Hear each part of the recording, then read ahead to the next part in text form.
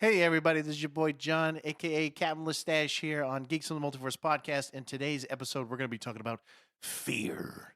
Just kidding. We're actually going to be talking about some good fears and different things here, so just stay tuned. Evolve, adapt, overcome. Power up your mind and level up your soul. It just takes one small step to be better.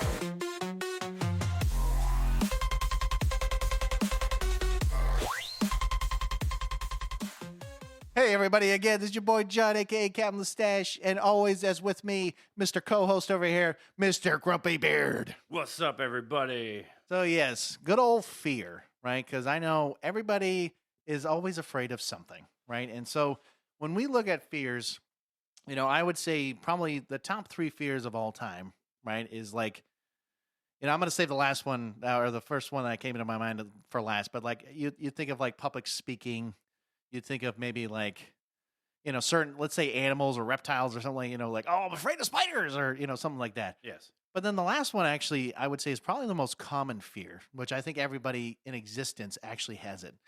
It's the fear of the unknown, right? Because we don't know what's going to happen when certain things do, right? And Yeah. so, like that, those are the kind of fears that people would think, like, oh, yeah, that makes sense. So I know, like for me, right? So like one of my biggest fears. I mean, I will say this: public speaking was never my favorite, but I'll say doing this podcast, it's helped me a lot to try to speak in front of other people. Now, Matt's like, I'll just like talking to you, John, but that's about it. But like for me, honestly, one of my bigger fears is, yes, and I know it's going to sound weird. I'm a 6'6" guy, and I'm going to say this. My biggest fear is actually afraid of heights. And he's like, what? And you're 6'6"? That doesn't make any sense. What? And so, yeah, and everyone's like, well, that's weird. And I'm like, well, it's not weird. It's just, I'm not a big fan. Like, I don't think it's heights. I think for me, it's more about free falling. So like, in dreams when you're sitting there. Free falling. Anyways, so We're so dumb sometimes. yeah, we are. We're just random. We really are. No, but the thing about free falling is like for me, it's that like in dreams, like you're I don't know, free-falling? going off. Yeah, you're free falling. You're just free falling like that. Yeah, but it's like weird because then you wake up and you go, oh my god, like it's almost like your heart just like comes out of your chest, and I'm like, yeah, for me, like that's if there's anything, I just want to make sure like I'm supported. So I really hate some of those rides that, like Canopy, Right. like, and they have like the swing set and they're just like going around in circles, but they're going fast. Yeah, no, I'm good, man. I was like, that thing's not going to protect me. I'm like, like there's certain rides, sure, but like there's just certain things like that. So like that's my thing. But you know what? I'm going to let Matt talk. What do you think is one of your bigger fears? Oh god. I mean, But not the list that you gave, on here. I'm talking like one of your like, ugh, like it's the worst thing that you don't really, like it really at all, I guess, or maybe the one thing that you're like, ugh, not really I want to be talking about, I mean, I guess for me, I mean, yeah, this is evolve, and I mean, you could say one, animals, sure. I mean, there are probably some animals that's like I don't want to come in contact with. You know what I mean? Like, Oh yeah, I'm I not get that. necessarily afraid of a spider unless it's like over an inch long. Like, you know what I mean? Like, I was thinking more of like a point. Like for me, it'd be But- like something that could kill me. But yeah, yeah. I mean, if the spider's like 2 inches or bigger, like that So would be like, oh my god, so look at this. you're talking about like a tarantula. But like, or I something think like I think for me, obviously, if you know me personally, that. I do very. I'm not very expressive. So if I'm being held on to the in the spot, and you're like, I need to know what you're thinking or feeling right at this second. Like that is one of my like biggest fears in the moment of like you're wanting me to express myself when I don't know what I'm feeling in this Mhm. moment. Like it takes me a little bit to process like what I'm feeling in this present moment. So if you don't like, and this is what Danielle's come to understand, like you have to give me that time to process. And Yeah. very early on, like she's the type of person like, no. I need to know now what you're feeling and thinking. And it's like, I don't know. And that would piss her off so bad. And it's like, I don't know. And you're putting me on the spot. And I understand like you're getting pissed, but I don't know how to tell you Well, what I'm feeling because I don't know. so I'm going to say it like this, and I know Matt and I have talked about this before, but it almost seems like it's almost a guy thing, right? Because like we do feel that there are times where we'll process things differently as men, because we're trying to rationalize certain things. We're trying to think of different things, and we may not always see like, well, yes, if somebody, well, for example, death, right? So like when you have somebody that dies, yeah, it affects you differently, and you might have to like you may not show your emotion at first, maybe depending on the person or whatever, but it hits differently. I'm going to say it, and sorry, ladies, but typically most women are very emotional about certain things, and they rationalize really quickly, and then they process it and get on with it. Where men, it's almost like it's like a journey to like go through all this crap, Right. and so like when she's asking you those things, and I'm not saying like Allie does this with me, but like she for like another prime example is like, she gets pissed off and she's like, I'm allowed to be angry. And I'm like, because I ask her, I'm like, are you okay? And I'm like, and she's like, yes, I'm fine. I'm angry. And I'm like, okay, well, I just was checking up on you because I just want to make sure you're good. But I mean, back to your point though. I mean, I do agree that I can see why, I was also going to even say like judgment. You're afraid of the judgment of Well, like having to feel. it's like certain things. it's like the old deer in the headlights. It's kind of like, gosh, like you're putting me in the spotlight, and I don't know. It's kind of like when when you're in school and they're like, oh, there's a test, and you're like, oh shit. Even though like I know the information, it's all in my head. It's still that like, oh shit moment. Like, what's my name? Where am I? Who am I? Who am I? What am I doing here again? Right. Uh, Yeah. but and I understand like you're expecting me to answer, but I just don't have one, and that's kind of my biggest fear. And like the whole thing is, yeah, you could be afraid of spiders, you could be afraid of water, you could be afraid of sharks, you could be afraid of whatever, but it's not really the fear that we're talking about. It goes beyond, the fear of monsters or So we're going to preface this real quick too. There are some things that we'll be talking about that I will say that typically in culture is like almost taboo in some ways. And I'm going to yes. say this because, and if you're not willing to listen to this episode, then it's okay. I'm just letting you know now that I'm going to mention There are some two topics things. that we will be discussing that we're breaking the silence, basically, is what we're doing. Yeah, and Yeah.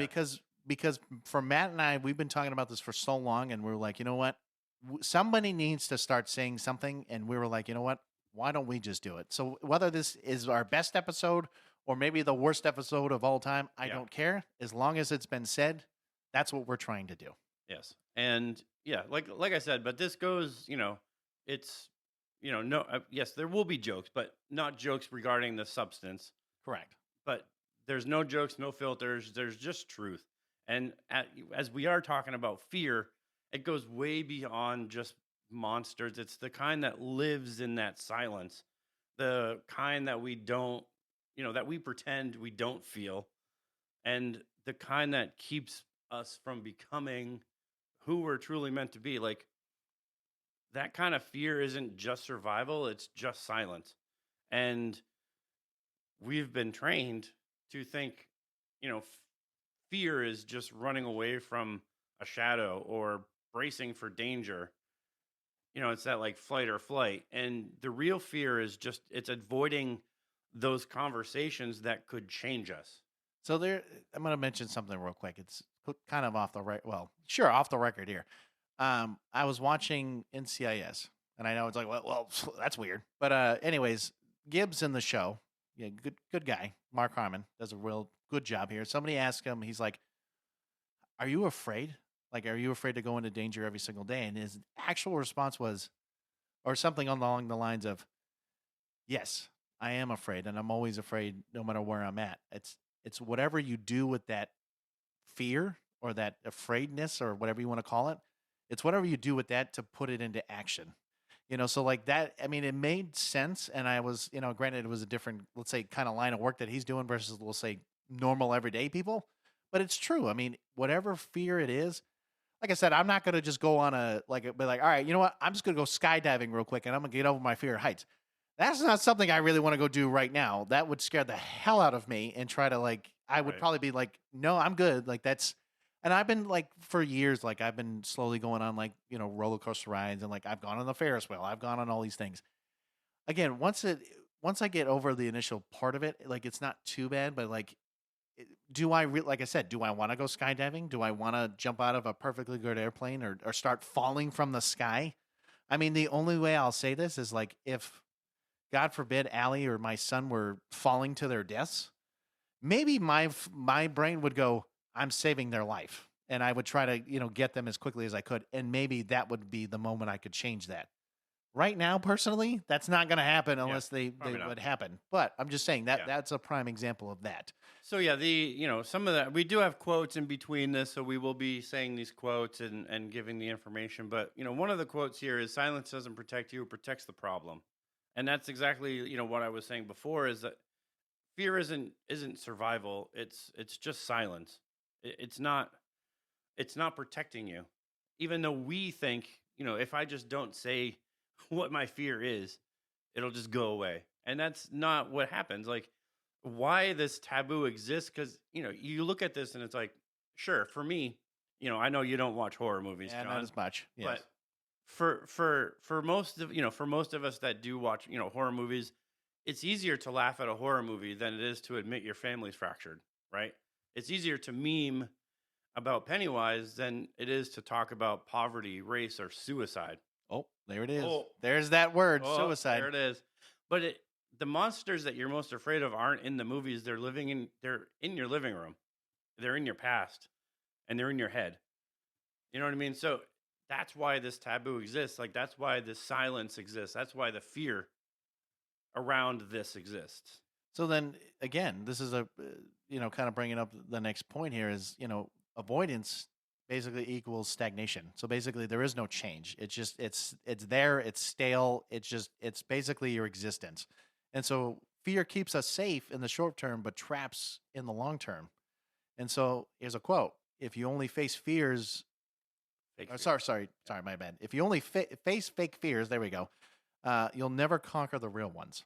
So, and that's true. I mean, because I always love the quote. It's always a typical one. It's like fake it till you make it, right? It's Oh, a yeah, very yeah, yeah. simple, very simple quote. And I mean, sometimes it can work depending on what you're doing, but that's not always the case because there are times where, yes, like in jobs and things like that, that's a very typical quote to be like, just fake it till you make it. You'll be fine. But you're only putting a mask on it and parading it around. You know what I mean? Well, right. You're not literally dealing You're with not- the issue. You're not dealing with it, and that's exactly what you're saying. Like avoidance is stagnation.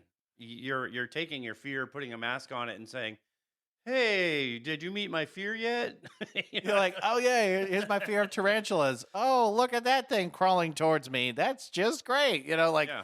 No, but it's true because like again, when we're talking about fears and we're talking about, trying to again evolve and change and do all this, I'm not saying, like I said, if you're afraid of heights, just go jump out of an airplane and you'll be fine. No. What I'm saying is it does take time. It's like in any I was gonna say in mental health field, you're looking at you have to identify your problem, right? And then you start to work on small steps and try to work on that so you can get to a point where you feel maybe a slight bit of comfort. And but even having, maybe if you don't have any comfort, and you just face it. I'm not saying that it has to be an overnight change, but it's a matter of taking that first initial step. Yes. So we're going into breaking this silence right now because, like John said right when we started, if suicide is one of those sensitive topics, you're probably gonna just want to click off of this because, like, we're going into suicide right after this. We're talking about racism. It's gonna get deep, and if you're willing to get deep with us, we're gonna get deep. It's gonna be a tough conversation, but we're gonna get through it because listen, we don't get better and we don't evolve if we don't bring these things to light. We're not going to do anything by just staying silent. And this is what we're saying. These fears of like, oh, I can't talk about suicide because it's going to cause somebody to commit suicide. That's bullshit. If somebody is already at that point where they're willing to kill themselves, they're already there, people. You know what I mean? Like they're already there. Just simply talking about it is not going to make them change their mind. Well, and honestly, you're right. But I was also going to say it might save them. It might actually save them. And this is the thing that people hesitate to actually ask, "Hey, are you okay?" Because they're afraid of hearing the truth. Well, so just another kind of example, real quick, is like I already know that with what I'm doing now as a case manager, like I've already had to ask that question to somebody because they stated this to me, and I said, "Are you okay? Do you have a plan? Do you have blah blah?" Like I had to go through the steps, and I had to write certain things down, and thank God this individual was fine. But like if I didn't maybe let's say have that conversation, and I mean, granted, this person also has had some history, but like it doesn't necessarily mean that they would follow through. But at the same time, I guess moving on to this is like, oh, hold on, sorry, I don't know why my notes disappeared here. Um, you know, again, you know, talking about suicide, it doesn't just it plants the idea, but the reality, is silence kills. So studies show asking directly reduces the risk, and so. Again, when you're asking that individual, whether let's say you know them or whether you don't know them, I can say veteran side or really military side. I mean, I couldn't tell you how many times people have said, I've had thoughts of suicide. I've had thoughts of, you know, like having a plan and like, let's say having a gun in the home or having, ways of doing it. I mean, unfortunately, there's so many different ways to act upon this, but at the same time, it's whether or not, again, the intention is there and that basically you're understanding like this person is at a point where what is it that is causing them to think this way? Right. Because there's so many other things like right now, yeah, I'm not going to lie.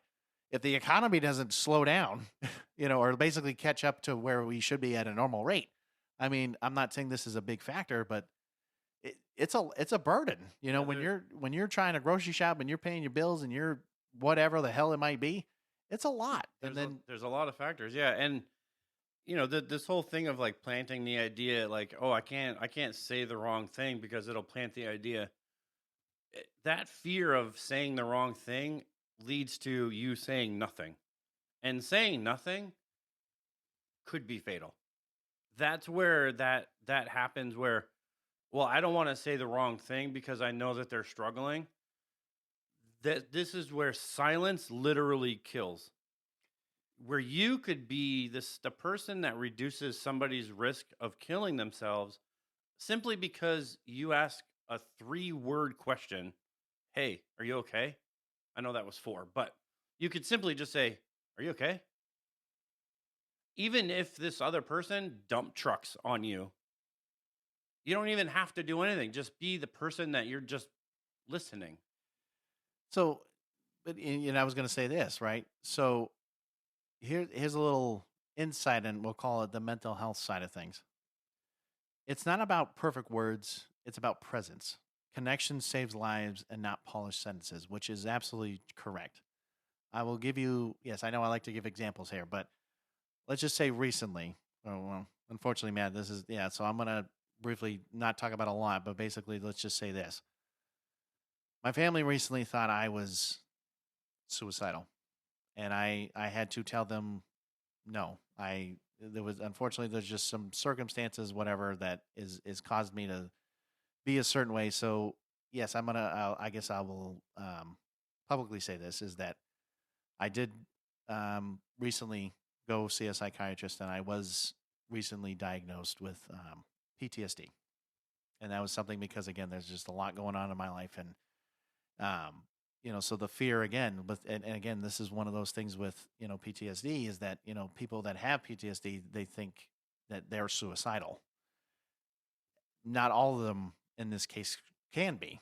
I'm not saying they wouldn't be, but it's also again having to realization of it's the purpose of what you're here to do or whatever it may be, and so um, basically back to the point is like I had to explain to them there was certain things that were going on, and I people thought I was so basically suicidal, and I said no, I'm not. I said I promise you I'm not. I said I never had thoughts of wanting to do anything, and I do understand how again people can perceive certain things and how they view certain things, but when you're I'm glad in the sense of what they did was that they, they were there. They were there. They were supportive. They were this and that. And, they said, if you ever feel like you're, upset, angry, or really feeling down, I said, I need you to call me, and I said, absolutely. If I ever feel like that, I will absolutely do that. Yes. And you know what? I'm saying this, and I'm only saying this because it's the truth, and it's not something, again, like if we were talking about first steps here and changing the culture, I'm like, it's not easy to talk about it, but at the same time, I'm mentioning this because this is a prime example of, you know, people listening and people trying to give you that support. And, at least if you have somebody that's willing to listen and just be there, again, it's never going to be easy. And whoever says it's going to be easy, they're lying to you, because this is not an easy topic always to talk about with somebody, that whether you know them or whether you find them on a street corner, and then Right. I would say it's probably harder, because you're trying to figure out what it is, and you're trying to slowly get there. I mean, maybe somebody you do know, I mean, it might be harder too, but when you don't know this person at all and you're talking to them about this kind of stuff, it's not easy to just, hey, how are you doing? And Yeah. or what's going on. But anyways, moving forward here. Yeah. So the quote that we have for this little section here is, if you think asking somebody about suicide will put the thought in their head, you're already too late. The thought is there. What's missing is your voice. And that's what we've been saying all along when we even first started this section. Like, what's missing is your voice. And that, like, this quote is just so on point with everything that we just said. I'm just, before we go on, where did you find these quotes? Because they're pretty deep. These are good. Don't get me wrong. I just was curious. You know what? I'm going to throw this out there, because these quotes don't actually come from anywhere but ChatGPT. Well, I mean, I will say it. AI is pretty deep for So not being yes. human. So these quotes are pretty fire. Yeah, Yeah. I mean, I really thought somebody They're- would have said them. That's They're the really thing. on point. Well, we said them. So Oh, okay, I guess they're ours, John. But sure. I mean, it's true and it's on point. I mean, if you think just talking about suicide with somebody is putting that thought in their head, guess what? The thought's already in their head. You're not putting it in their head. Unless you're sitting there going, yeah, I think you really should. Then you're the asshole friend. Right. But what's missing in their own head is your voice, just talking to them human to human. Like, that's the only thing that is missing in their world, is somebody that will come alongside them and be like, listen, everything is okay. Even if they can't see it yet, somebody that will just listen to what they have. You know what I mean? So Yeah, and some stats just to anchor this conversation. And these these are very staggering. So from 2000 to 2024, that's 24 years, by the way, over 950,000 people have died in the U.S. by suicide. that's almost 1 million people, That's more than the population of some major cities. which is absolutely asinine. Yeah. On average, that's 40,000 a year. And that's only the ones that have been documented on a death certificate. Right. So if somebody overdosed, like on purpose overdosed, it might not be on their death certificate because they couldn't prove that they did it on purpose. Which is, I mean, and I get that, and I do understand, like, based off these numbers, that, it's still crazy, but that means there's so many that are not accounted for, that Right. this number could be even higher. It could be higher. And that's the thing. Like, a lot of suicides are misdocumented, like I said, like overdoses or by firearms. Was it accidental? Was it on purpose? So smaller cities and towns may not also have the proper resources to investigate these cases. So they go misdocumented, and experts say the number of deaths far exceeded 800,000 people and are more likely in the millions. And I say not just a million, but millions. Right. And so, I mean, and I'm going to say it, think about the population as a whole, right? So you think about, like, well, here's a prime example. Like, you think of your older folks, right? was it Kevorkian when we were talking about a long time ago with the assisted Oh yeah, yeah, suicide and yeah. stuff. And so, and I'm not saying that again. I'm not, and we're not talking about a political debate here. But what I'm saying is like that's a prime example of like if somebody was basically on their deathbed as it is, and they're just going to suffer, and some people will would take that route of being again these as we called it assisted suicide, because again you're talking about medical problems, this and that, but like think about your populations in general. I mean, whether you're younger, you're older, uh, again, whatever it may be in between. I mean, it's crazy to think that you would think, okay, it didn't matter like how old you were, or what your race is, or what you think, or you're this. I'm like, it does not matter. Like it can be. It's like, what is an addict? Well, it could be anybody. So in this case, somebody who's suicidal, it literally could be anyone. Right. It does not have a description. So when we go to gender, males represented, and this is between that 2000 to 2020, not quite all the way to 2024, but into 2020. So we got a 20-year gap. Males represented 78.7% of suicides between that year, that like time frame. And then in 2022, the male suicide rate was 4 times higher than females. And then also in 2022, white males accounted for 68.46% of the U.S. suicide deaths. To me, I mean, I'll say it. I mean, yes, both Matt and I are white, right? So I'm not saying that, and again, we're both males too. So you're looking at that number, and I mean, the fact that it said race wise was white males. We're not. I mean, basically, we're just basically not going to say anything about African Americans, Hispanic, Asian, whatever. But like the fact that white individuals, males wise, were almost 70%. Yeah. That is, again, crazy in my mind to Very think that is that high. Very staggering. So year by year, we're going 2020, 2021, 22, and 23. Year by year, we can see an increase.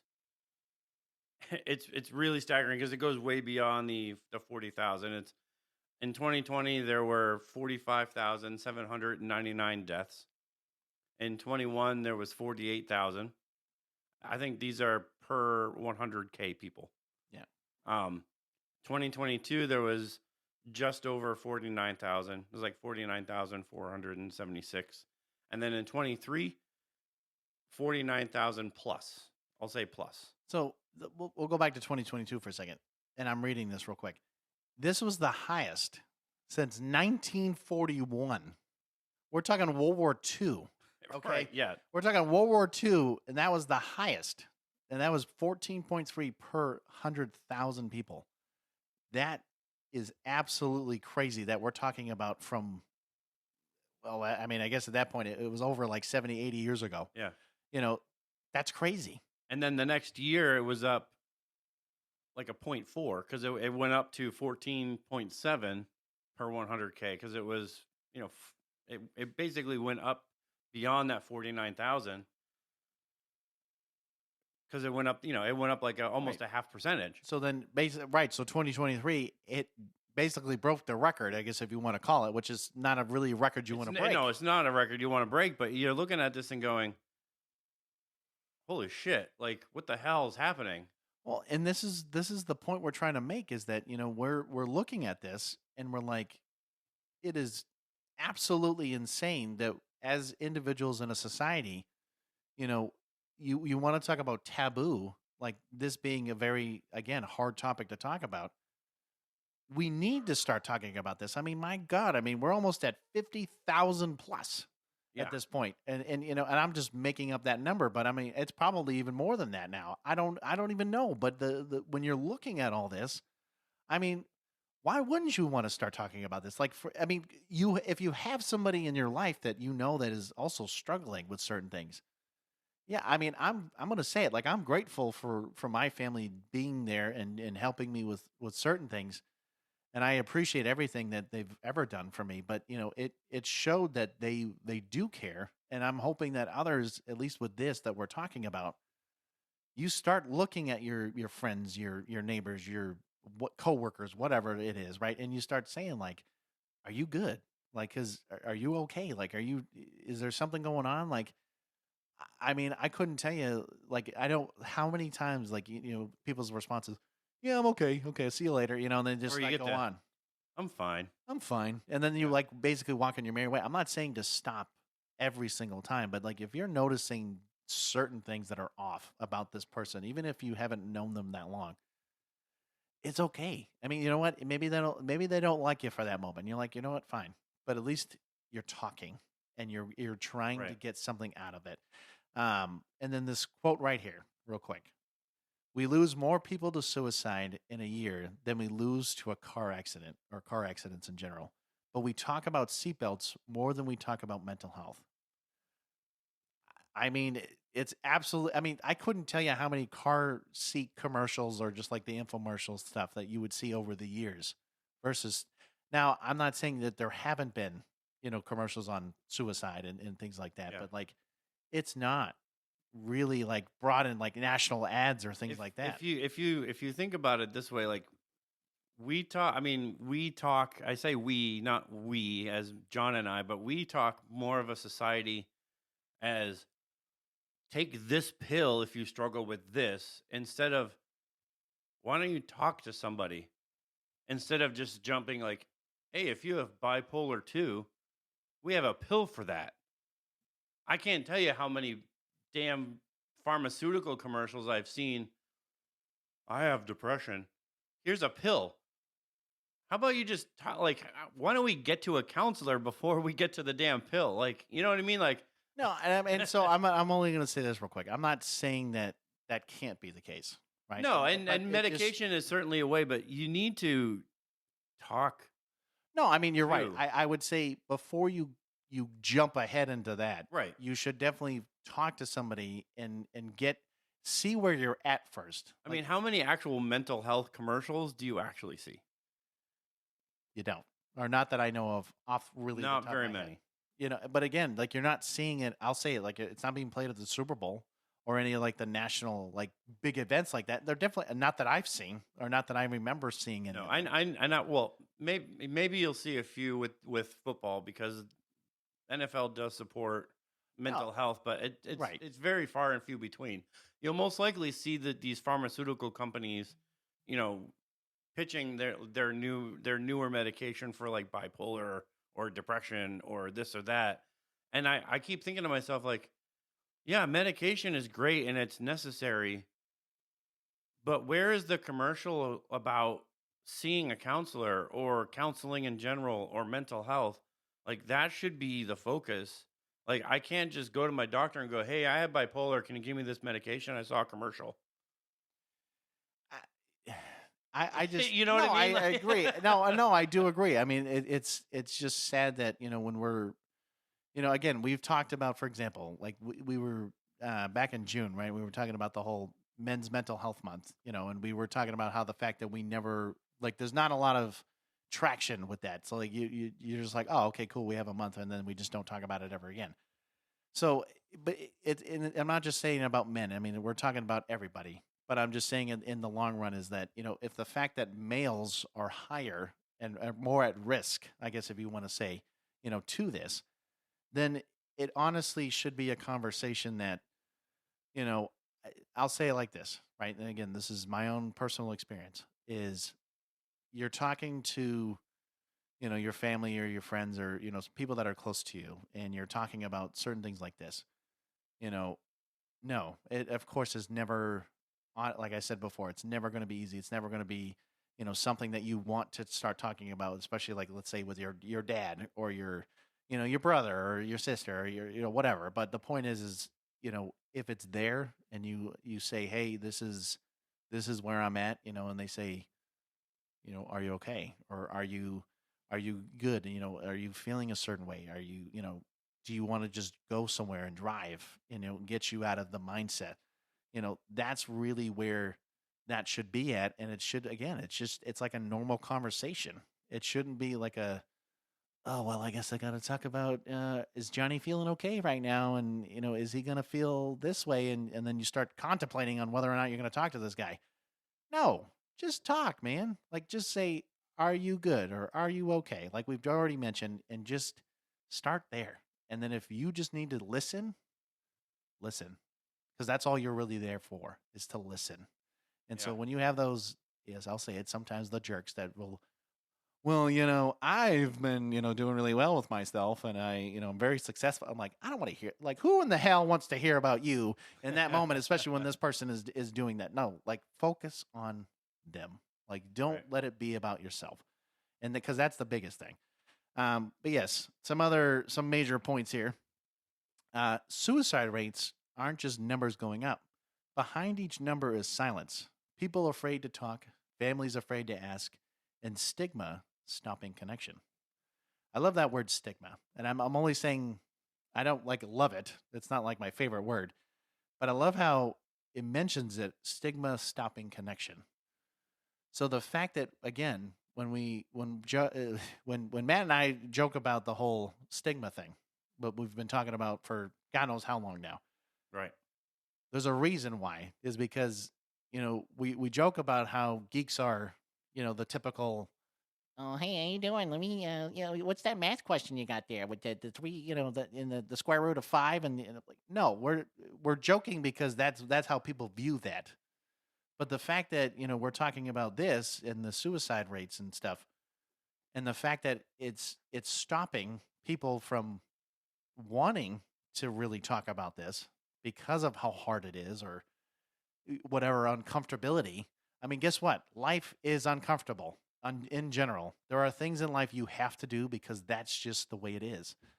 That's just the way it is. No, Yeah, I mean, I joking. think it's just when you're looking at that stigma stopping the connection, you immediately just, oh, he's suicidal, and that word creates the stigma of, one, I'm not prepared to talk to that person. I just don't know if I can handle it. Two, well, they're suicidal. They just need more help.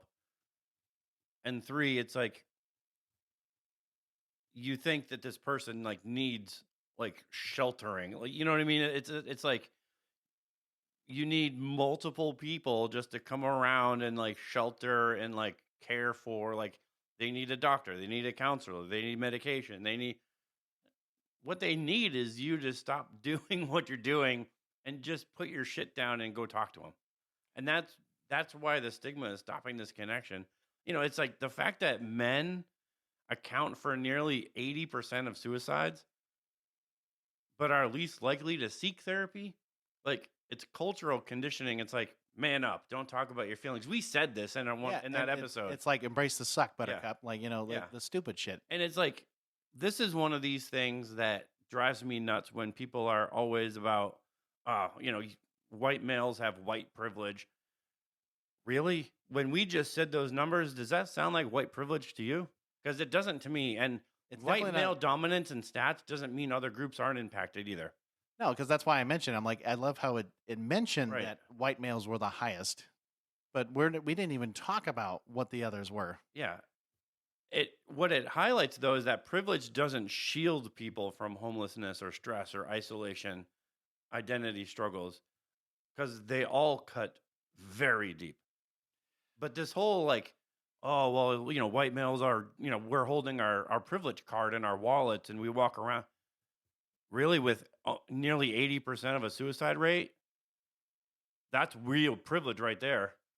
No, you're right. I mean, in the sense of that, I mean, we're not going around saying, "Well, I can do things that you can't because because I'm white and I'm allowed to go in this door because that's just because I'm white and this and that." Like, no, because at the end of the day, when we talk about race privilege and doesn't color, doesn't no, fucking exist at well, all. no, what I'm saying is race and color when it comes to like you were just talking about, like socioeconomic issues, or basically what we were just talking about with the economy and everything else that's going on with like you're trying to get a house and like trying to basically what we called originally the American dream back in World War II, which will bring up to my next point in a second.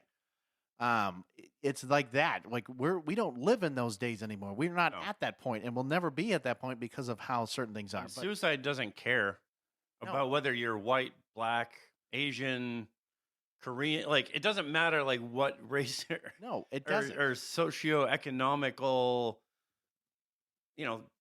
thing that you come from, it's going like hopelessness, stress, isolation. It doesn't matter. It If you live and are human, you're gonna deal with it. Right. And so right here, right? So the rise from 2020 to 2023, the highest levels since World War II, like I said, era, shows that this is a national crisis and not a fringe issue. Hmm. So again, I'll mention this as a quote right here. Silence kills more men than cancer, heart disease, or war ever will. That is probably one of the very true statements, at least when we're talking about men wise. In the problem is this, like we've already been mentioning. The more we talk about it, the more we normalize it, the less we stigmatize it. That is when certain real change will actually start to be the forefront and actually start to realize that, when, you talk about, and I'm only mentioning men for a second, you know, I know ladies in general, right? You basically will talk to others because you have that mindset of doing that. Men in general do not because they feel they have to be the rock, the protector, the not saying the alpha male, but basically when you're talking, and I'm only going to mention this, we're not talking about religion here, but in most religions, if you think about it, for the most part, males are the provider, the protector, the blobbity, name whatever you want for that stake. But they talk about that because they're saying that you are the one that is supposed to unite, to make sure that the family is whole. Right. And so, again, I'm getting out of the religious piece, but at the same time, as a society, we also have that same mentality of the males are this. Well, not everyone has that mentality. And yes, we have, like I said, I was a stay at home dad. I was certain things. So, like, yes, taboo, and I was like, whatever, I did what I had to do with my family. And then I went back into the workforce. So, really, I'm going to tell you, it really doesn't matter because at the end of the day, whatever you do in this case, it, as long as it gives you purpose and gives you something that you actually are looking forward to every day, then that's all that matters. Who gives a shit about what everyone else thinks? And so Right. at the end of the day, for males, we need to say, listen, I understand that we'll bullshit. Maybe we'll talk about video games and we'll talk about like the other things that we'll talk about. But like literally having that genuine conversation with somebody, that's really what it is. And actually like getting deeper and being like, you want to talk about friends you'll have for life?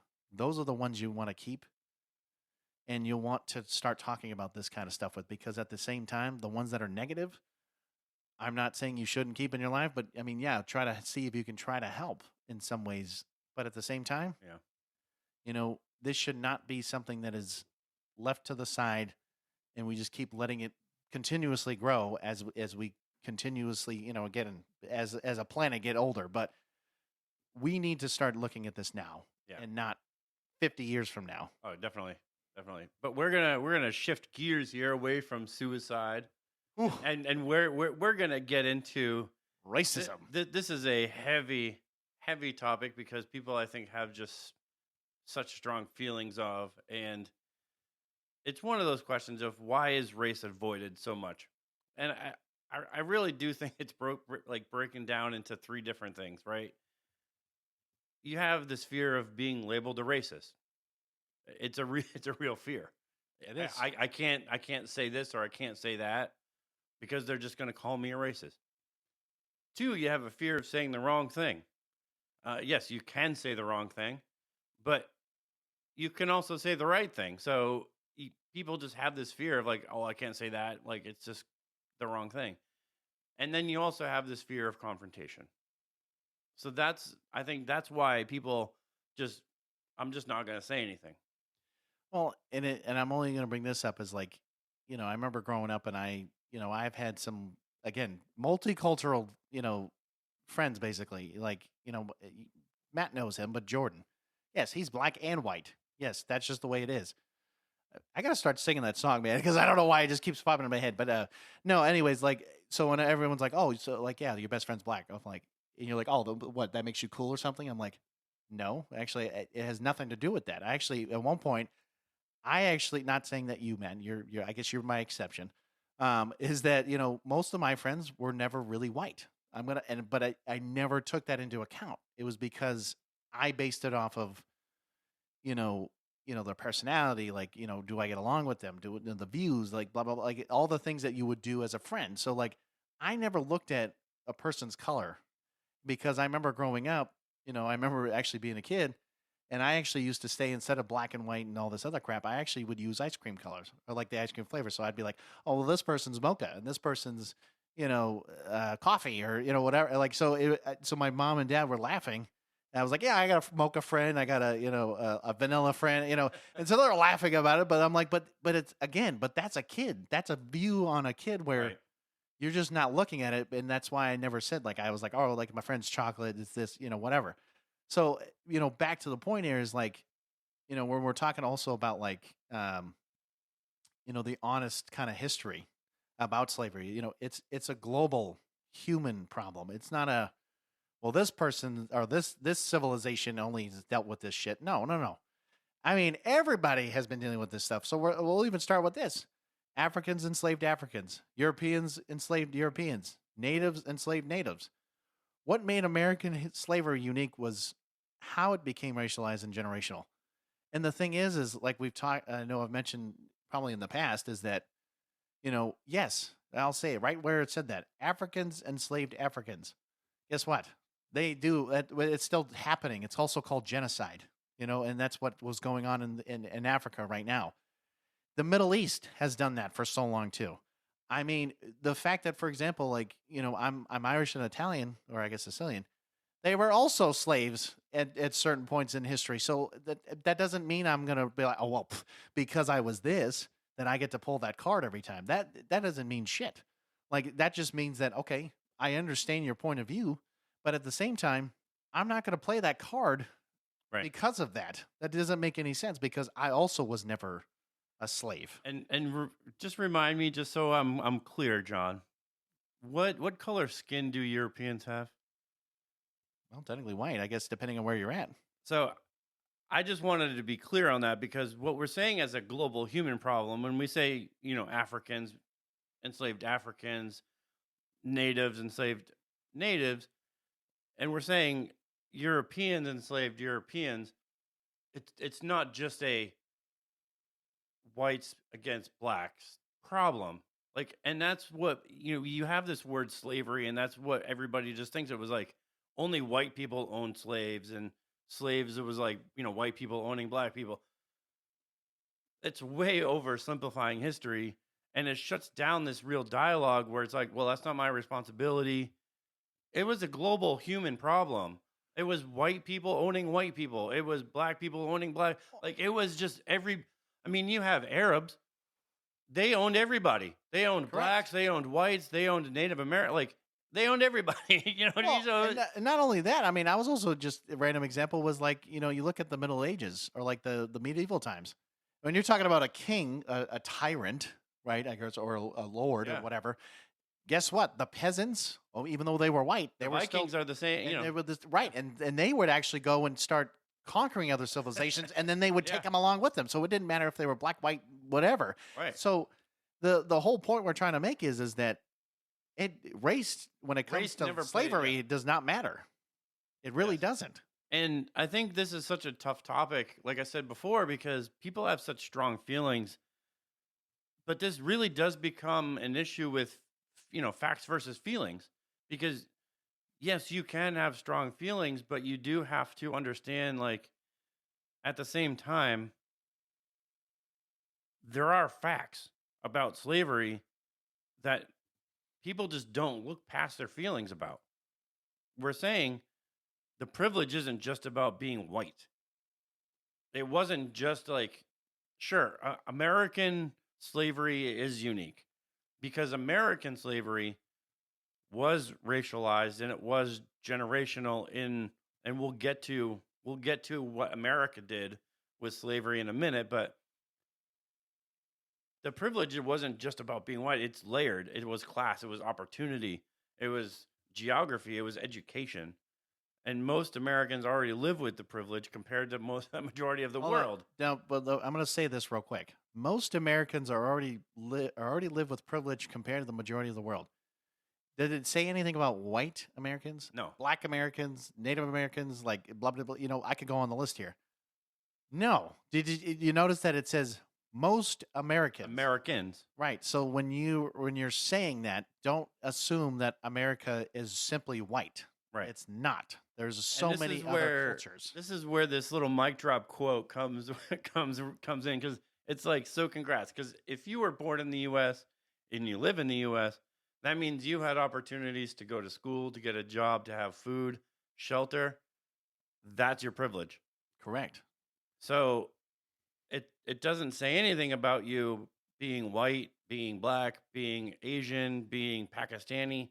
It doesn't matter if you are born in the U.S. and you've lived in the U.S. I mean, you've had these opportunities.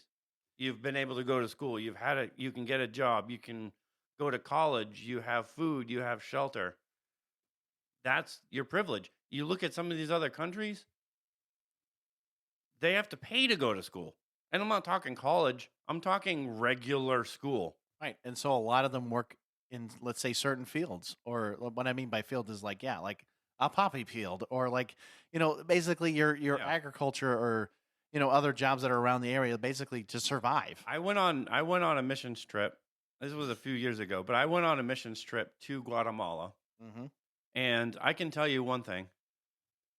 Most of the kids just run around because the parents are at work. And let me tell you this. By what I'm saying is, the parents are at work. They don't just like put a suit on and they go to an office. Some of the parents go to a literal like trash dump, Oh yeah. and they're picking through trash. That is their job. That's what they're doing. Some of the other parents, they are like picking coffee beans. Mm-hmm. And if you've never seen some of these coffee fields in Guatemala, they're on the side of cliffs. Oh yeah. And yeah. one of the most common forms of death are people falling off of these cliffs. Yeah.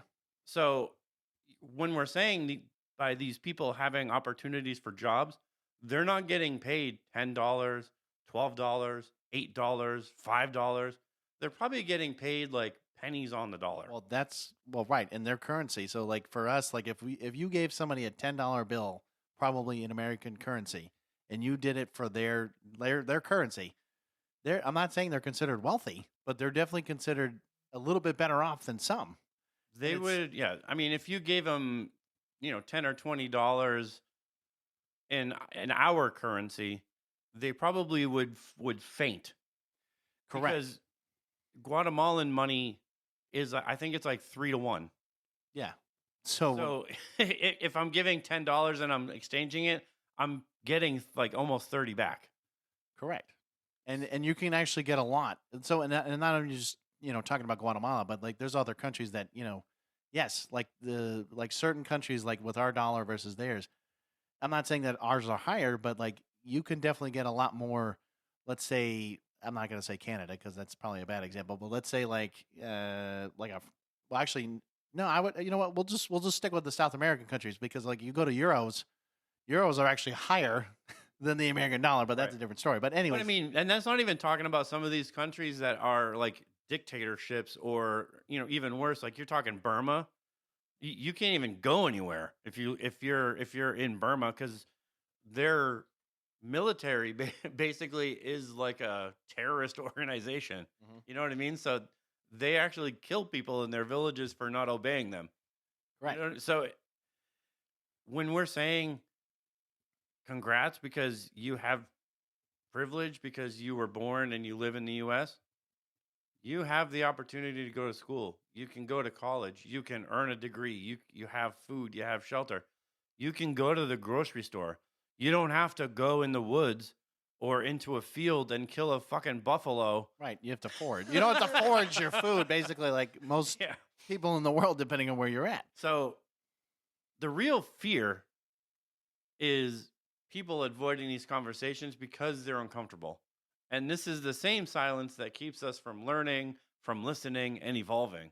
And the other big thing too, and this is, and I know Americans, or at least I would say in general, like when you're talking about like schools and stuff, and it really sucks where schools don't even teach, actual history, a lot of the stuff on this kind of stuff, if we're talking about slavery in a sense, because they will talk about like,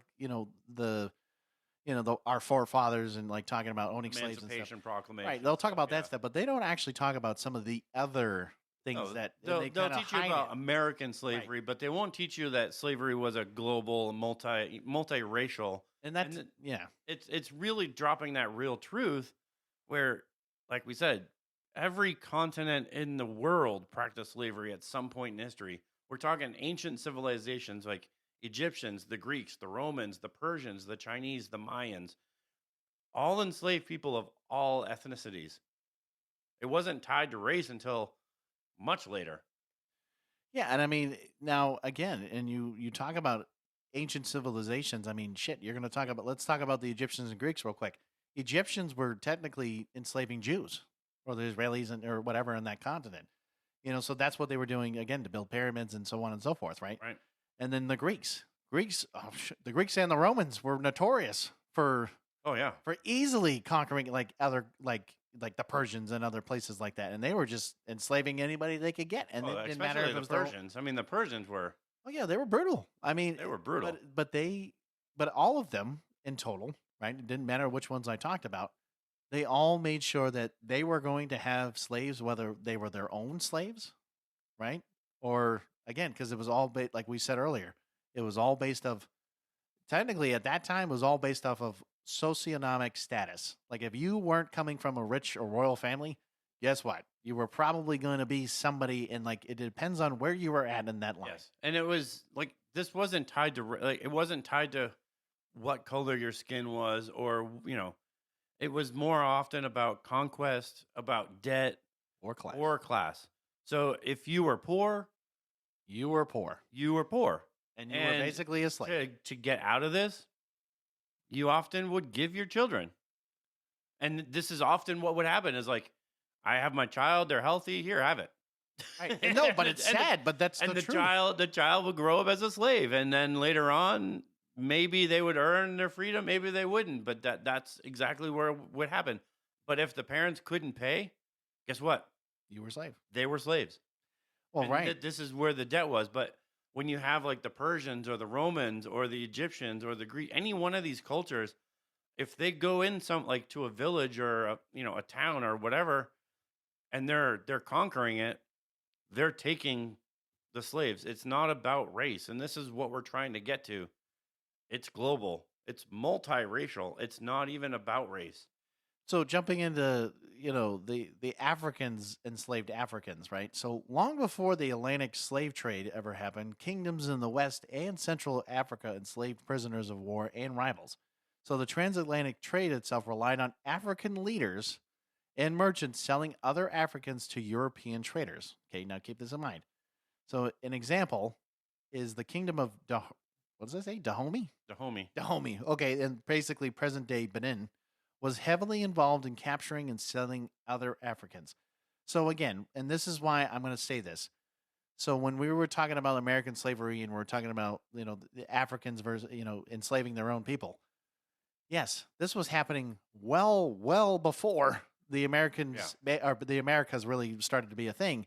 And so when you're talking about like again warlords, like and even now where we're talking like Ghana and like a few other like I can't name them all. I don't know every single spot, but like the point is like Congo, like the Senali or Senegal or whatever. The point is if you have basically a tribal warlord, guess what? Unless you're part of their army or something, they're probably going to take you and they're going to probably sell you to somewhere else and they're going to say, okay, well, here you go. This is what you're going to do. And they're still doing it till this day. They are, yeah. And they are not still stopping. happens. It still happens today. And so what I'm saying is so when you're talking about, again, like I mentioned before, our forefathers having slaves and stuff like that, this was well before this was all happening. And I'm not saying that in American history, we have looked at this and we're saying all this stuff. I'm not saying that what we're doing or what we did was the right thing to do. But what I am saying is that because we don't think about the bigger picture. Like Matt was just talking about the whole multicultural global issue. We're only basing it off of one thing. We need to start looking at the entire Yes. history of what slavery and racism actually became well before all this stuff happened. Right. So we get into Europeans, slaving Europeans, and one of the things is like the word slave comes from Slav because the Slavic people were so widely enslaved in the Middle Ages. That's why I mentioned before. Yes. And like even I said before, Vikings routinely captured and sold white Europeans into slavery. And That was one of their, I mean, they were always, especially one of the, I mean, it doesn't say it in here, but I mean, they were so against Christians. Oh yeah, The again the Vikings. Crusades. Yeah. And in the Roman Empire, most slaves were European. So you got the Gauls, the Germans, the Britons, the Greeks. So you have Romans, you have Vikings, white Europeans enslaving white Europeans. It, So right, and then even looking at other like groups and stuff. So Native Americans, okay. So I know Matt and I talked about a long time ago about the Thanksgiving and like the true Thanksgiving and stuff, right? But like going into this, Native Americans enslaving captives from rival tribes. So the fact that they're enslaving other Native Americans, or in this case Indians, or whatever appropriation, Right. whatever you want to call them, right? And then looking at, and this is another prime example I mentioned before too, was the Ottoman Empire enslaved Christians, Jews, and Slavs. Okay. The Arab slave trade in the 7th to 19th century. that's a long That's a time. long ass time. Yeah, We're that's a not even long stopping time. there. Trafficked millions of Africans, but also Persians, Europeans, and Asians. So that right there tells me right there. Okay. Multicultural. Right. Arab slave trade literally has happened over centuries, like 12 centuries for that matter in this case. Yeah. The Ottoman Empire that hasn't been around in such a long time basically enslaved Christians, Jews, and Slavs. Again, that's talking about religion, right? And so on and so forth. But again, Native Americans literally enslaving their own people, even though they're technically from a rival tribe. That says something right there as a whole. You would think, because again, they have different beliefs, different Right. systems. Yeah. So here we go into what makes U.S. slavery so damn unique. Oh, I can't wait to hear this, Matt. So, what made American chattel slavery distinct wasn't that slavery existed, it was because it became hereditary, racialized, and I'll say, and with a capital and, Yep. it was codified into law. Correct. Because before there was no laws, Right. particularly. There wasn't any laws, but this is where it became a different beast altogether because it was codified into law. So a person's skin color alone determined their permanent status as property, which was passed down to their children. That's why slavery in the U.S. such has deep racial wounds, even though slavery itself was and is a global issue. So America kind of took slavery, turned it into a racial system used to morally justify and perpetuate slavery as a system built on the backbone of economics. So keep this in mind, right? So like the reason why I'm going to say a little US American history here. When you look at the North and the South, right? So like when you look at the Northeast and stuff, so when you talk about that, like up in the Northeast, I'm not saying there wasn't as, let's say, many slaves. The thing is we're just talking about this right here. A system built on the backbone of economics. At the time, when you're talking about economy, there was a big price for like cotton down in the South, right? And we're talking tobacco fields, and we're talking all the agriculture really of America at that time was really down south because the soil and stuff was actually more. I would say it was better than trying to start basically a cotton farm, I guess if you want to call it, up in the Northeast, because we just have the rocky, the grains and all that stuff. Like there was only so much we could do unless it was like a farm, like an actual farm, like a dairy farm or something like that. That was, again, that's like New England based or like a Northeast based. And so when you look at that and you look down south, and then when you look at how, when we're talking about like the Civil War, talking about, basically a war basically about ourselves, but talking about slavery. The main reason of the war was whether or not we should basically keep slavery or not. And again, when you Yeah. and then you say, well, the Confederates versus the American Army, I guess if you want to call it. But the fact that we had a war based on, again, usually whites. Now, typically, I'm not saying that there wasn't blacks involved in anything else, but there's literally a divide in our nation because we were basing it off of race and slavery. And so keep that in mind Yeah, I when mean, you're it looking at just that. it became something that was more. Yes, it was more of a racial thing, and I get that it was based on race, but it was built on the backbone of economics. Well, like I just Yeah. mentioned before. So that is kind of where we get to it with slavery, and as we kind of break this down, as we get to the end of this, uh, fear versus silence here. So most people, I think, honestly, they don't avoid tough conversations because they don't care. They avoid them because they're afraid of conflict. They're afraid of the rejection or making things worse.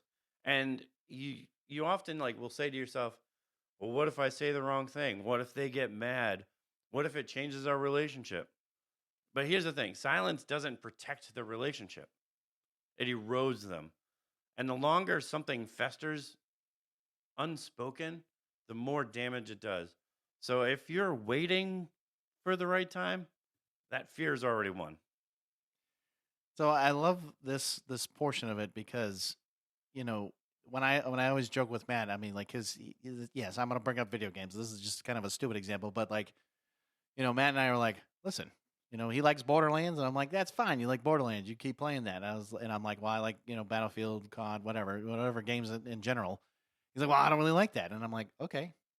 But the thing is that even though him and I have those differences, and again, I know this is a stupid example, but like, we're not basing our friendship off of what frickin' games we play. We're basing it off the fact that we have all these other interests that we also share, but we also have differences. Like there's no difference in me saying that, what you're like, I like Pokemon, and he's like, well, I fucking hate Pokemon. I'm like, okay, well then that's your opinion, and I just whatever. I Well, just your won't love talk of about Pokemon is eroding our friendship. it. Like it's not gonna affect their relationship, but like.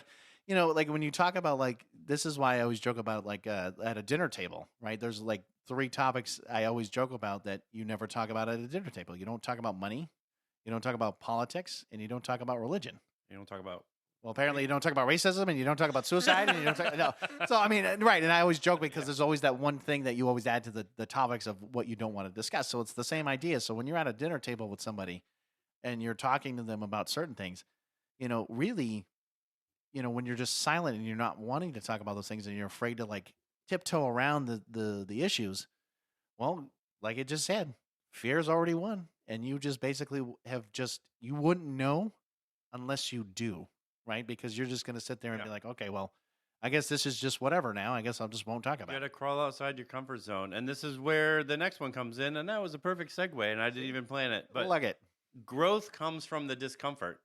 So you have to think of fear like you're going to the gym and it's resistance training.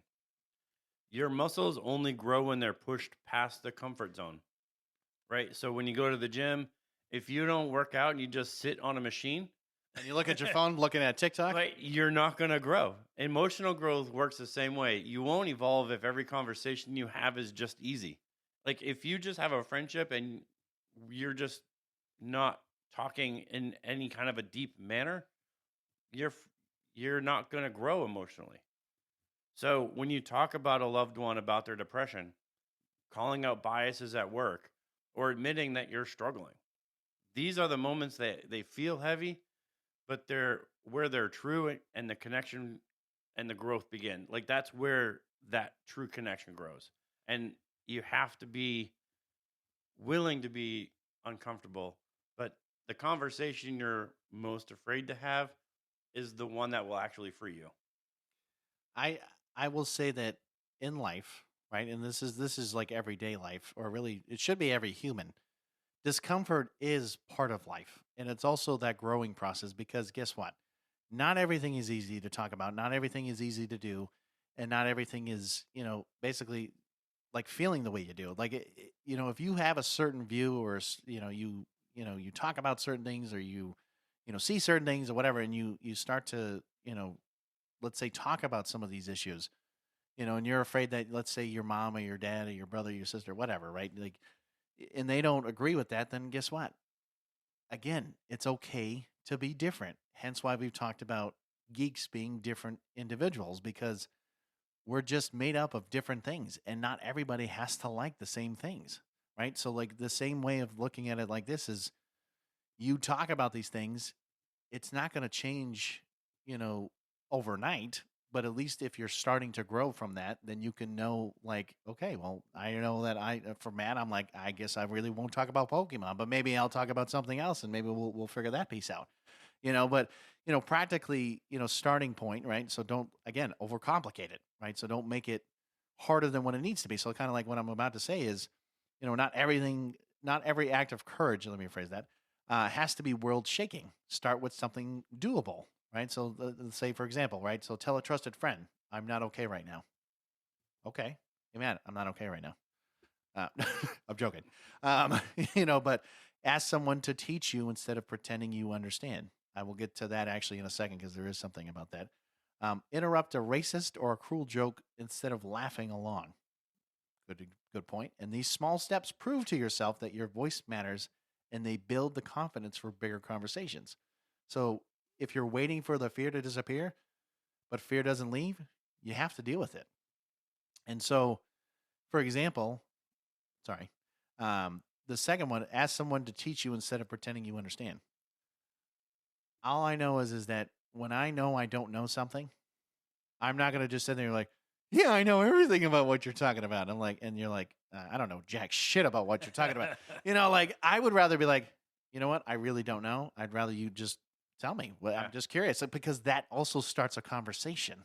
And at least, like, you can say, like, listen, I'm not the greatest. Like, I'll say it, like, I'm not the greatest mechanic, but I would like to learn so that way maybe I can avoid this next time instead of having to go to a mechanic and be like, well, I don't really know, and so I'm just going to pay thousands of dollars for you to just, fix my mistake or whatever is going Right. on.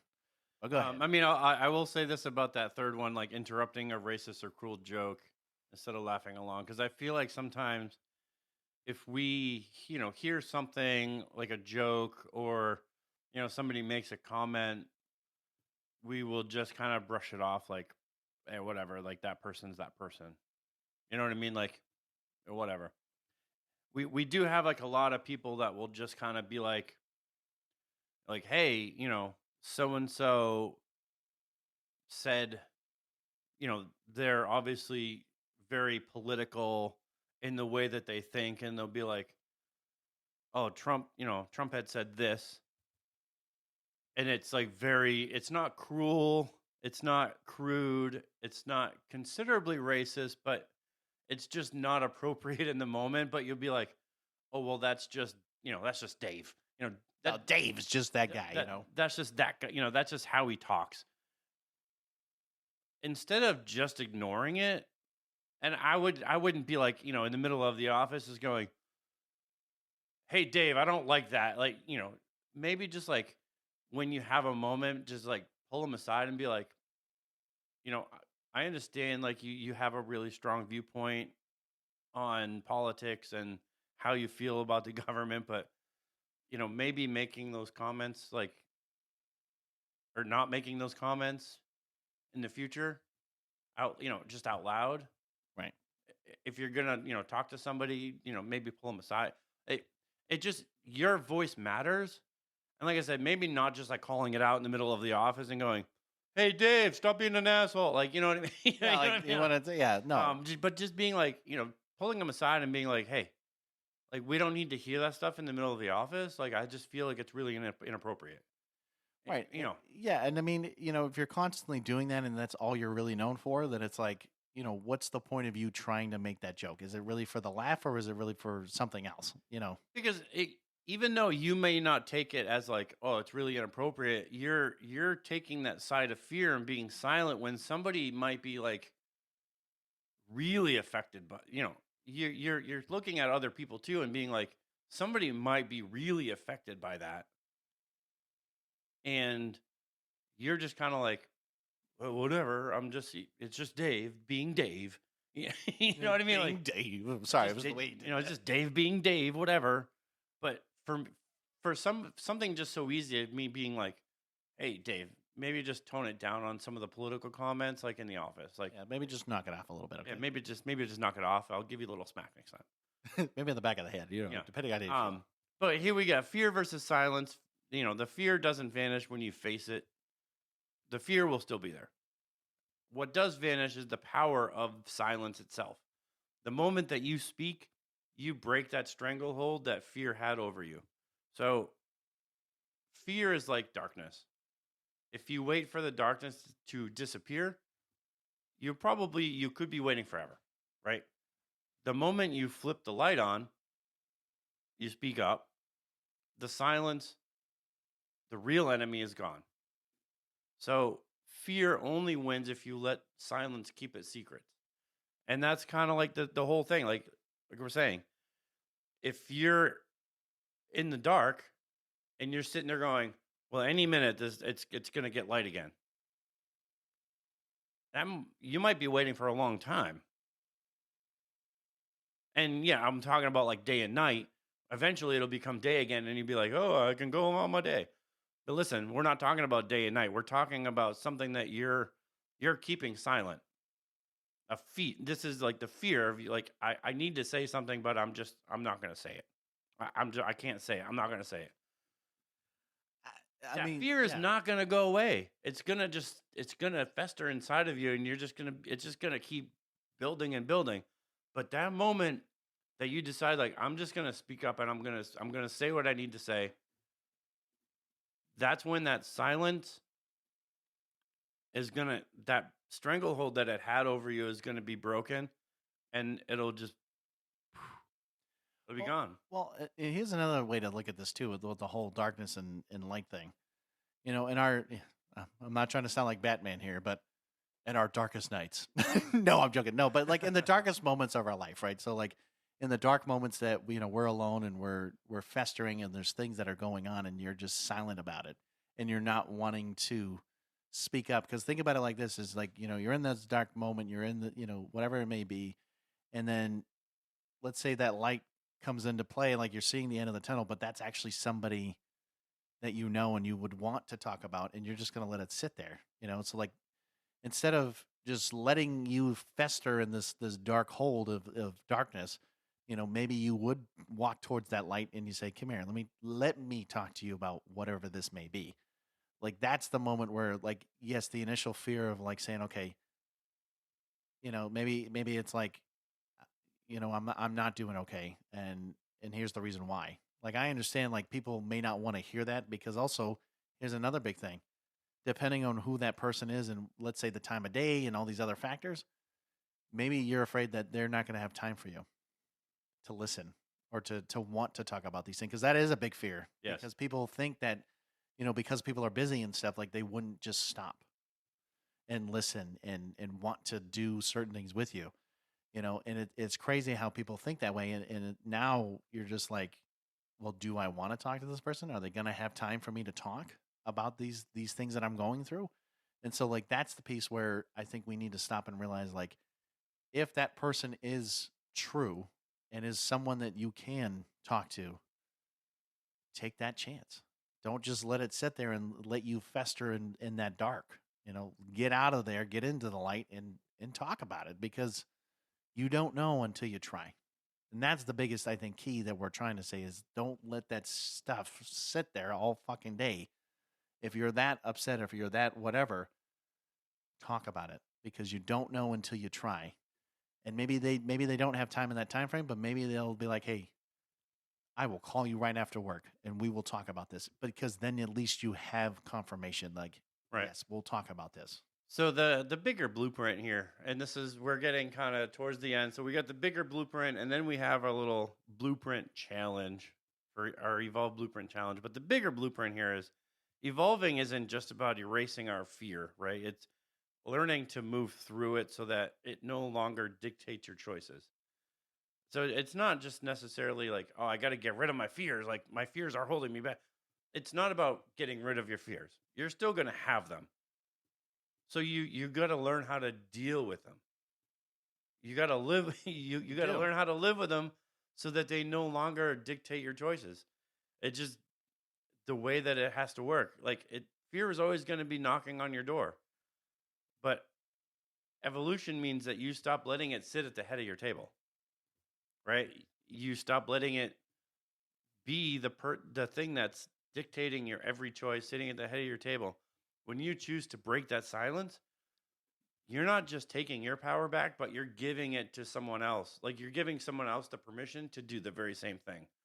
And that ripple effect is how communities evolve. Not just you, not just the other person, but it has that ripple effect where you're creating that like ripple of now it's you, now it's the other person, and the other person's gonna hopefully do the same thing, and it just creates that ripple. Like when you throw a rock in a lake or a Oh, yeah. pond, it's gonna create those ripples, and a whole community of your maybe not like your city, but Yeah. at least your community of friends or family can evolve and have open conversations where this fear isn't just festering among all of you. You know what I mean? Right. And I mean, at the end of the day, like I just said, you won't know until you try, right? Because at the end of the day, when you're breaking that silence, you're also it's not saying have an epiphany, but like you're basically starting. I'm not. I wasn't even going to say movement, but I guess like just I was about to say divide, but that actually is a terrible way to use this. But um, you're making a bigger effect on the people around you, and I think sometimes when we look at how people are like, I'm not a leader, I'm not this. Well, sometimes even the people you think that wouldn't be a leader come out and actually they come out and say, you know what, we can do this. We can become better than what we had been.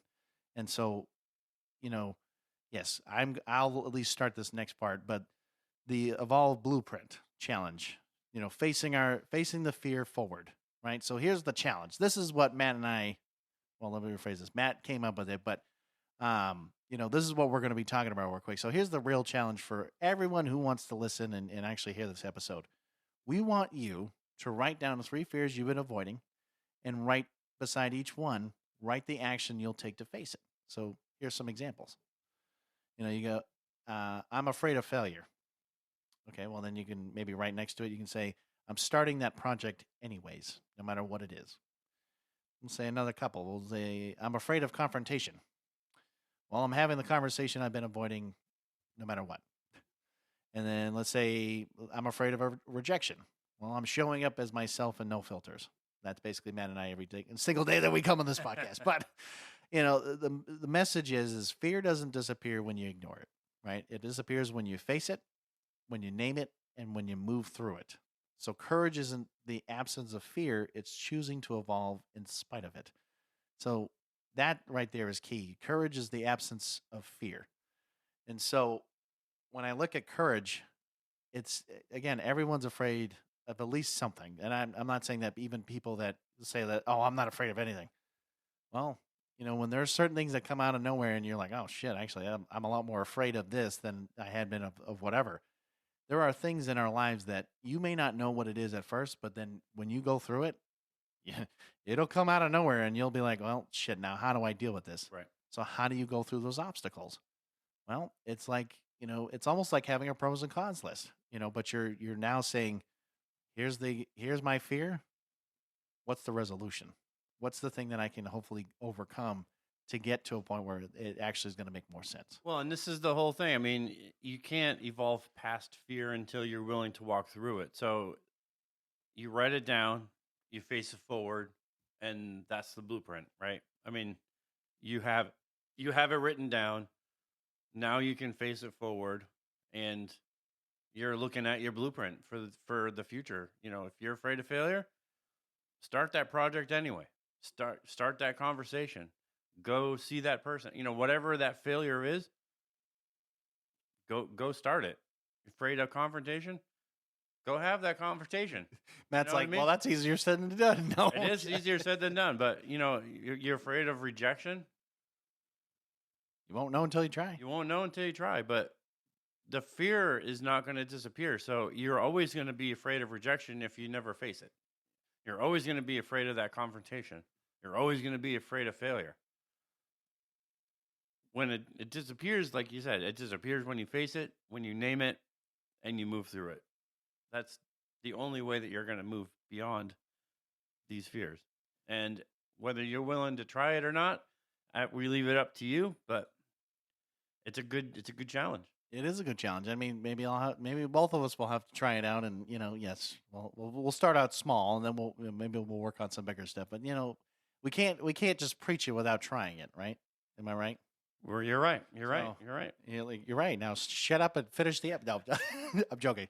No, but yes, moving forward. I mean, we talked about a lot of different stuff, regarding fears and racism, suicide, all this other stuff. I mean, I know, again, for Matt and I, we've talked about wanting to talk about these things for a while, but I'm glad that we did, because there's things that I feel like also really needed to be said, because again, we're not trying to continue the stigma. We're not trying to make it all disappear in one day, because that doesn't just take two guys on two different mics. That takes a community, or that takes the world to start looking at that as a whole.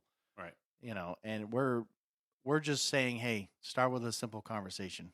Like, start with doing certain things and seeing where that goes. And then maybe you start movements, maybe you start doing certain things, because the more people that understand these, again, the things that we talked about, maybe, again, that whole ripple effect will start slowly change, and it becomes normal, And we do, I mean, not to tote our website again, but we do have a whole Evolve page on our website now. All of our Evolve episodes, including this one. Well, once it drops, yes. Once it drops, will be on our website, so you can listen to every single Evolve episode we have. And if you scroll towards the bottom, you'll be able to see a resource vault. You can click on it. There's a ton of different resources for mental health, for addiction. I mean, there's a ton, and it connects you to, SAMHSA and all these different sites where you can get resources for. We built it especially for Evolve. You can get information on, what Evolve is, as far as what we've defined it as. So, I mean, it's just a resource page that we're using for this particular series of episodes. Of episodes that we do. So we wanted to have something that you guys could go to if you're looking for resources. And one of the things that I really love about the page is there is a escape portal, right? So if you're on the page and you're like, I really want to look at resources, but you're in a situation where I can't really look at this while so-and-so is around, you can quickly click on the portal and it'll bring you to a completely different, I think it brings you basically to the media page, where it looks like you're just looking at our media page. Right. So it doesn't look like you're looking at, resources for help. Correct. So you have that option, but check out our Evolve page, because it, like I said, we have I think there's like 25 plus resources on that page. Yeah, and I mean, if you happen to find any more resources, or there's things that we haven't mentioned before, or you're like, hey, you should really check this out, again, we're always willing to put more resources in. I mean, we're only throwing the ones that we know about and some of the other stuff, but if there's ever anything, again, you can always email us, you can always message us. Just don't send us stupid crap. I'm not going to say who, but Well, I mean, a lot of them too. A lot of the links will connect you to other resources. Like SAMHSA has a lot of links for both addiction and mental health. So a lot of the links will, I mean, there's some for bullying, there's some for mental health, there's some for addiction. And a lot of these, like I said, they will connect you to other resources that are available for help too. So it's not just like, there's one link for this or one link for that. Like, a lot of the links are multi. No, I agree. I'm just saying, if there's ones that we haven't, is all I was saying. Yeah. But anyways, boys and girls, we've been talking about this for so long, and I know Matt and I are just really wanting to end the episode here, so stay tuned. Stay geeky, 'cause we're geeks from the multiverse.